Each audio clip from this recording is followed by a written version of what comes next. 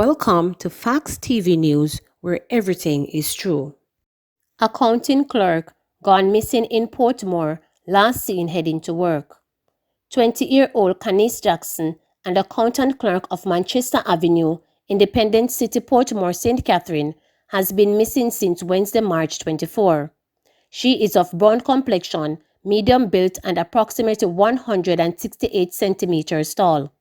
Reports from the Caymanas police are that about 8 a.m., Jackson was seen leaving her home for work and has not been heard from since then. Her mode of dress at the time she went missing is unknown.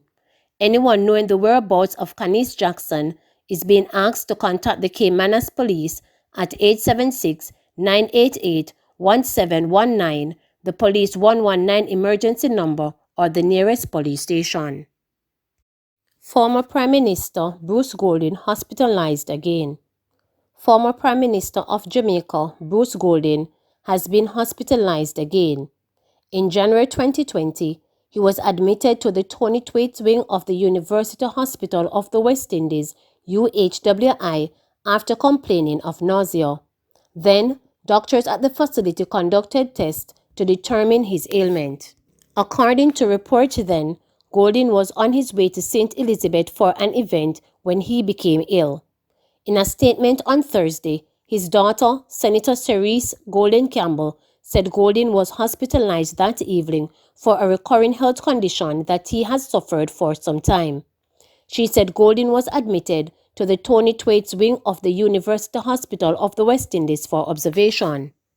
It is expected that he will be home soon once his health indicators are satisfactory to his physician, wrote Golding Campbell. My father and family thank you for your expressions of support and well wishes for his speedy recovery, she concluded. Golding was Prime Minister of Jamaica between 2007 and 2011. Under his leadership, the Jamaica Labour Party JLP defeated the People's National Party PNP in the general elections of 2007. However, he suddenly resigned in 2011 amid a controversy relative to a development after an extradition request was made by United States government for then Tivoli Garden strongman Christopher Dudus Coke. Body found floating in Kingston Harbour. A team of police officers is now at Kingston Harbour, where it was reported that a body was found on Friday morning. Report from sources are that the body is of an elderly person. Further reports are that persons passing the area saw the body in the water and alerted the police. The body has since been fished from the water.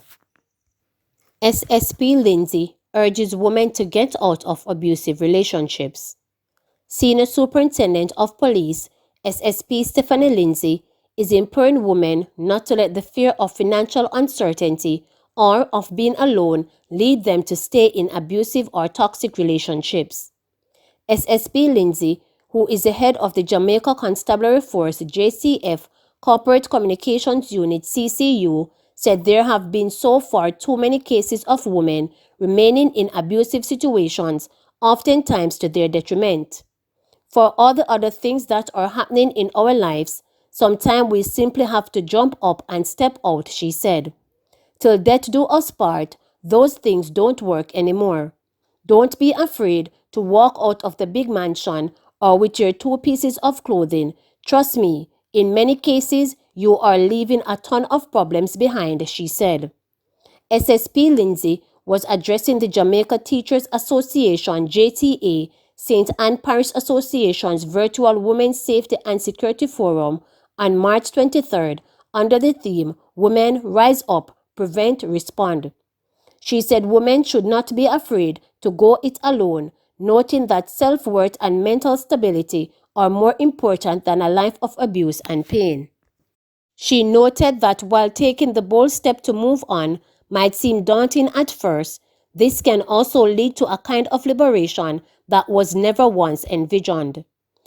SSP Lindsay also offered some safety tips for women as they go about their daily business. Always leave the house with a what-if mentality. Keep keys at a ready in your hands as opposed to in your bags. Always be on the lookout And don't, even in a car accident, be quick to give your personal documents to strangers, she advised. Getaway driver in church murder gets 6-year prison sentence. Leon Hines, the getaway driver who pleaded guilty to his role in the murder of banker Andrea Logarwood during a church service in Falmouth, Trelawney, was sentenced to 6 years in prison for illegal possession of firearm in the Home Circuit Court on Thursday. Hines was also sentenced to 1 year for accessory after the fact to murder, but he will only serve 6 years as the sentences are to run concurrently. Last month, Hines secured a plea deal with the prosecution, which resulted in 4 of the 6 charges against him being dropped. He pleaded guilty to the charges of illegal possession of firearm and accessory after the fact to the murder. On the other hand, he had pleaded not guilty to the charges of conspiracy to murder, murder, accessory before the fact to murder, and misprision of felony. The overall move formed part of the plea deal he signed with the prosecution. Large crowd delays vaccination process in Clarendon. The vaccination of people 75 and older at the Summerfield Community Health Center in Clarendon on Thursday faced delays due to overcrowding at the facility. The COVID-19 vaccination process was slated for 10 a.m. but had to be rescheduled to 2 p.m. due to the large gathering. In addition to those being vaccinated, the center had patients with appointments for curative care, psychiatric care, and vaccination of babies. Health and Wellness Minister Dr. Christopher Tufton, who visited the vaccination site in the Central Parish, questioned the parish health team on the possibilities of exploring other facilities to accommodate the COVID-19 vaccination process. Tufton noted that the large gathering was in breach of the Disaster Risk Management Act. Parish Manager of the Clarendon Health Services, Joseph Grant, said that non-compliance with appointment times contributed to the overcrowding. Today is a regular clinic day where we are seeing the mental health and people for curative clinic, but even when we give appointments to avoid the overcrowding, the crowd still comes. It's a mental state we have here in the parish and our facilities here in the country that even when they get appointments, people just break the appointment and come any hour of the day, and this is a facility that is really stretched to the max with the amount of clients we are seeing monthly, said Grant. We quizzed about plans to relocate the vaccination process, Grant said. There are other locations we are trying to sort out in the parish. This is the first trial being done in Chapelton, and we see what is happening. So, we can always adjust from here in order to fix this problem for the next run of vaccines, he stated. Residents who gathered at the health center argued that the crowd at the facility underscored the need for the reopening of the Chapelton Community Hospital. The services at Chapelton were relocated to the Summerfield Community Center on April 1, 2019 to allow for repairs of the facility. The Southern Regional Health Authority had announced that the move was to facilitate further renovative work at Chapelton and followed the early 2018 upgrade of Summerfield. Member of Parliament for Clarendon North Central, Robert Nestor Morgan, said that Chapelton is the second phase of the project and should be ready by October of this year.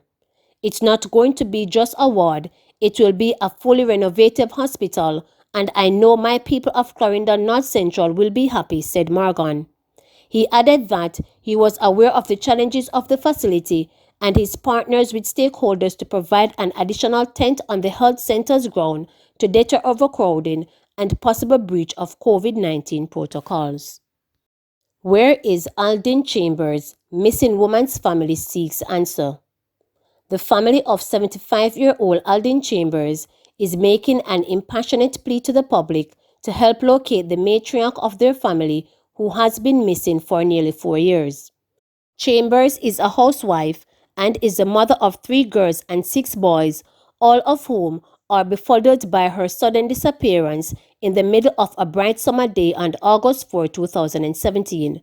Chambers had been diagnosed with Alzheimer's disease in 2015. We noticed around 2014 that she would put down stuff and then can't find it. She got worse and began repeating herself, and she would cry every second of the day. Then she got diagnosed around 2015 with Alzheimer's, and she was taking some medication for it, but it didn't help much.